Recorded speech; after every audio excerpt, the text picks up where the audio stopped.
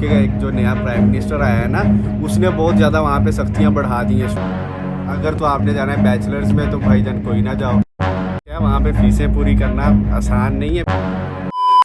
अस्सलाम वालेकुम। तो उम्मीद है सब लोग खैरियत से होंगे। और आज थंबनेल से तो आपको पता चल ही गया होगा क्या सीन है। तो दोस्त जो है वो यूके से आया हुआ है, तो बस उससे मिलने जा रहे हैं। आई थिंक 7 या 8 मंथ के बाद आया है। तो कॉलेज फ्रेंड है मेरा, तो उससे मिलते हैं, कोई गपशप लगाते हैं और जो है आपको यूके के बारे में अपडेट देते हैं। हाँ जी, तो मैं पहुंच चुका हूँ। उसको ये लोकेशन बताई थी मैंने, आज़म हॉस्पिटल, तो अभी तक वो नहीं आया। तो वो आता है तो फिर मिलाते हैं आपको उससे। A few moments later.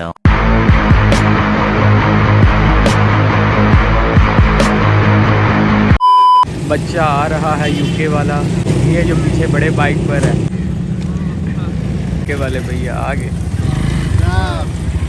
2000 years later. अभी जो है हम लोग आए हैं एक और दोस्त को उठाने, तो उसको उठाकर फिर जो है वो चलते हैं पार्क। भाई जो हैं वो आ गए हैं, तो बस अब निकलते हैं। ये दो केंद्र देते हैं। चलो 2 hours later.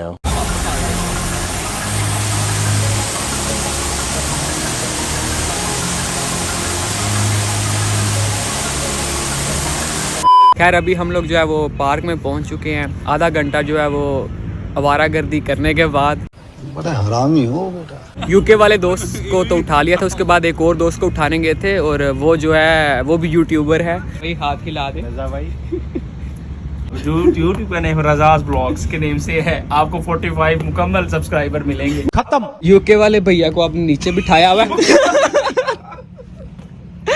खुद आप ऊपर बैठे हुए हैं यार वो मेहमान है हमारे यार, ऐसे थोड़ी होता है। कुछ क्वेश्चन करते हैं सीरियस वाले भाई से, और इंशाल्लाह आपका भी फ़ायदा होगा। खैर फर्स्ट ऑफ ऑल तो अस्सलाम वालेकुम। वालेकुम अस्सलाम। वैसे वो जो हम लोग खुद मिले थे वो वाला तो नहीं दिखा सकते, तो आपने 8 महीने जो है वो यूके गुजारे हैं, तो कैसा फील हुआ आपको? कभी अच्छा कभी बुरा। आप कब गए थे यूके? मार्च 2022 में। यूनिवर्सिटी जाना पड़ता है। अगर तो आपने जाना है बैचलर्स में तो भाईजान कोई ना जाओ, मास्टर्स में चले जाओ, बेहतरीन है। भाई कह रहे हैं कि यूके अगर आप जा रहे हैं तो बैचलर्स में ना जाएं। तो अभी ये हम भाई से पूछे कि बैचलर्स में क्यों ना जाएं, क्योंकि ज़्यादातर जो बच्चे बाहर जाते हैं, आपको भी पता है कि जैसे आप भी एफएससी कर गए हैं, तो मीन्स ज़्यादातर वाम जो है वो इंटर के बाद जाती है। तो आप कह रहे हैं कि एफएससी के बाद ना जाएं, तो इसकी कोई रीज़न? में जो रीज़न है ना उसकी ये है कि बैचलर में आपकी हर साल के बाद आपने फ़ीस पे करनी होती है। सही। हर साल के बाद वहाँ पे आपने फ़ीस पे करनी है, तो या तो आप पीछे से स्ट्रॉन्ग होने चाहिए ना, तो मतलब कि हर साल आप फ़ीस जो है तकरीबन हाफ नहीं तो 80% आप घर से मंगवाएं। और वहाँ खैर आप तो पीछे से काफ़ी स्ट्रॉन्ग है, समझ रहे हो? नहीं लेकिन फिर खैर भाई जो है ना, भाई अगर भाई की बात की जाए तो के मालिक काफ़ी जो है वो स्ट्रॉन्ग है भाई, माशाल्लाह से जो है वो 2 पंप है इनके अपने, पेट्रोल पंप, और भी काफ़ी जायदाद वगैरह जो है ना।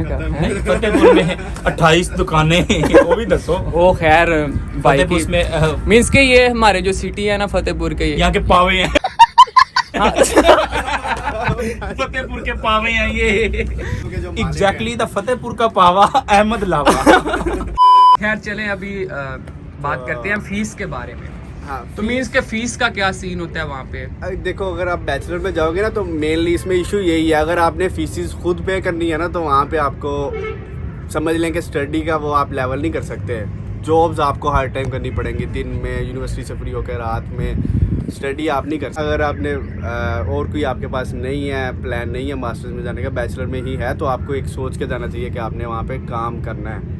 और ख़ास तौर पे जो बंदा जो फैमिली में रह रहा है, तो उसको अपनी फैमिली में जो है ना इतना लगाव नहीं, उसको फैमिली के साथ होना चाहिए। उसको देखना चाहिए कि मैं बाहर रह सकता हूँ या नहीं रह सकता। पहले कई होते हैं जो जाते हैं आधे महीने के बाद वापस आ जाते हैं, हम रह ही नहीं सकते। आपको सख्त दिल होना जरूरी है। आपका मेन एम आपका दिल को पत्थर कर ले। अगर आप ब्रोकन है तो ये आपके लिए ज्यादा बेटर है।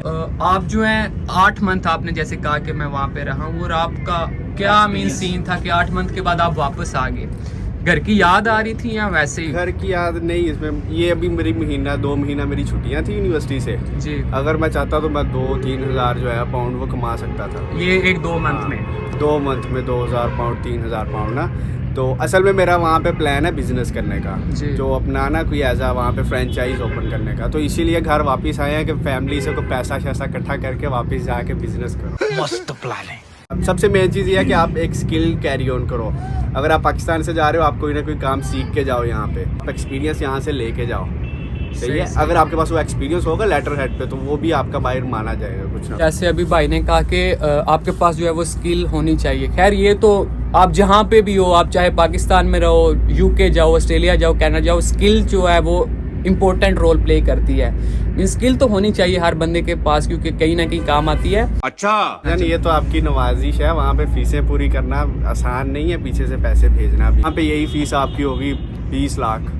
तो दूसरा सबसे मेन चीज़ ये है कि आजकल जो है ना वो मेनली फोकस करना चाहिए वहाँ को उन कंट्रीज़ में जहाँ पे स्टूडेंट्स कम हैं, जिनमें ऑस्ट्रेलिया आ जाता है या कनाडा या ज़्यादातर स्टूडेंट जैसे वो कनाडा को फर्स्ट प्रेफरेंस उनकी जो वो कनाडा होती है, उसके बाद सेकंड फिर ऑस्ट्रेलिया आ जाते हैं। और खैर मुझे इतना आइडिया तो नहीं है, लेकिन यूके में अक्सर स्टूडेंट्स वो जाते हैं जो आइट स्कोर नहीं वो अचीव पाते कनाडा की जो रिक्वायरमेंट है। आपने जो है वो मेन क्वेश्चन जो हमारा है मीन्स के आप कनाडा ऑस्ट्रेलिया जैसे 2 मुल्क आपने खुद कहा है कि बेस्ट, आई मीन स्टूडेंट को चाहिए कि इन 2 मुल्क को प्रेफर करे, लेकिन आप खुद यूके क्यों गए हैं फिर? सबसे मेन पहले तो मुझे यही नहीं पता था कि मैंने बाहर जाना है या फिर यहाँ से वहाँ लोग बाहर जाते हैं। लिया में कोई इतना खास फ्रेंड नहीं था। तो असल में मैंने प्रेफर दूसरा इसलिए किया कि वहाँ पे मेरा कज़न है, इसलिए लोग भी यही देखते हैं वहाँ पे थोड़े फैमिली मेम्बर्स हैं ना, तो उस बेस पे बस यूके को प्रेफर में रखा। यूके का स्टूडेंट वीज़ा सबसे इजीली आपको मिल जाता है, सबसे जल्दी मिल जाता है। स्टूडेंट वीज़ा काफ़ी ज़्यादा दे रहा है 2-3 साल से। अभी ये जो 2-3 मंथ पहले से ना इनके हालात में थोड़ा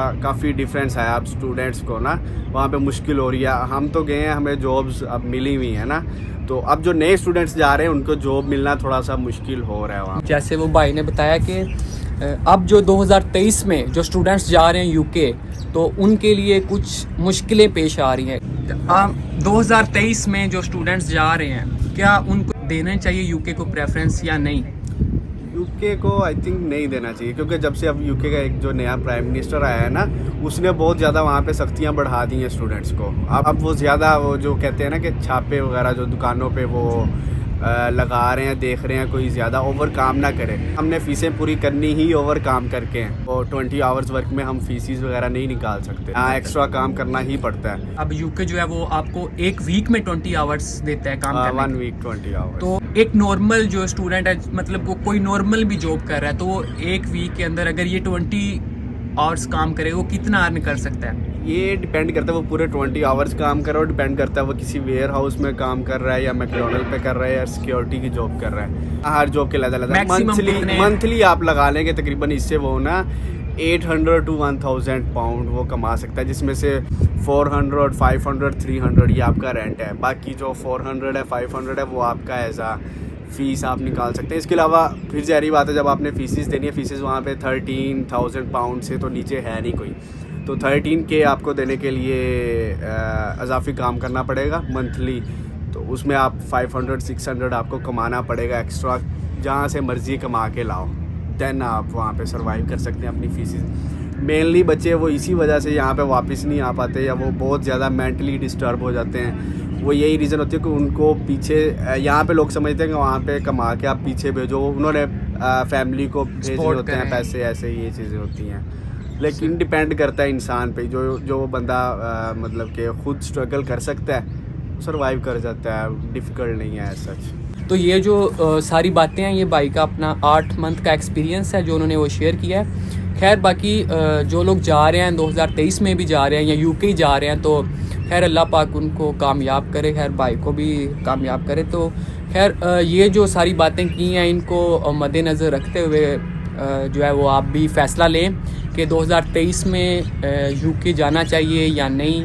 अच्छा लगा भाई से मिलके, कुछ बातें वगैरह भी कर ली, और खैर आपका भी कुछ फ़ायदा हुआ होगा। जो लोग जाना चाहते हैं यूके, उनका तो फ़ायदा हुआ है, जो नहीं जाना चाहते उनका यही फ़ायदा हुआ है कि उनको जो है कुछ नॉलेज ही उनको मिल गया होगा, जो नहीं भी जाना चाहते। तो बाकी आपका बहुत बहुत शुक्रिया सुवेद भाई, यूके वाले भैया। भाई। हमारे जो यूट्यूबर हैं इन्होंने अभी तक नाश्ता नहीं किया हुआ। हम लोग जब इनके घर गए हैं तो ये वैसे ही सोए हुए थे, उठ के आ गए, इन्होंने अभी नाश्ता नहीं किया। तो अभी यूट्यूबर भाई के लिए जब नाश्ता करने जा रहे हैं तो चले चलते हैं।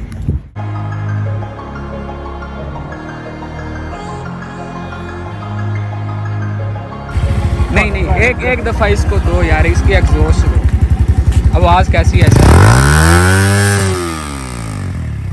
हाय, एक बारी फिर यार पेट्रोल आप लोग यार आपके पास इतना पैसा है, एक दफ़ा फिर।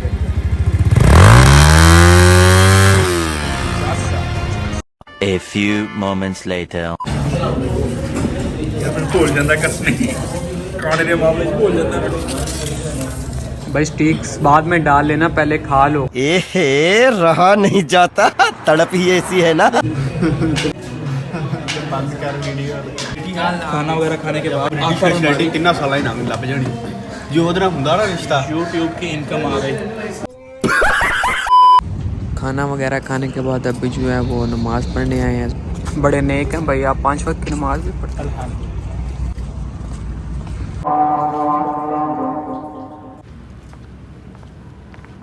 तो नमाज वगैरह पढ़ लिया, उसके बाद बस अब घर जा रहे हैं। भाई का शुक्रिया अदा करते हैं कि भाई ने हमें जो है टाइम दिया, यूके वाले भैया और यूट्यूबर। तो बाकी आपका शुक्रिया, आपने टाइम दिया। और आप कुछ कहना चाहेंगे? आपका शुक्रिया, आपने बिरयानी खिलाई हमें। वो यूट्यूबर भैया ने खिलाई है भाई, हम खाने वाले। तो इंशाल्लाह मिलते हैं फिर अगली वीडियो में। अपना ख्याल रखिएगा। अल्लाह हाफिज़। Take care.